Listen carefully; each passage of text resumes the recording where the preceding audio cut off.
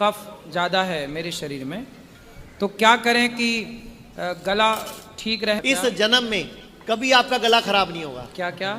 लौंग और छोटी इलायची दोनों को भून लो तवे पे। हाँ। और उसका पाउडर बना लो और उसको चाट लो सुबह शाम, बस 2 ऐसी शहद लगा के ऐसी चाट लो, नहीं तो अगर नहीं तो शहद के साथ चाट लो।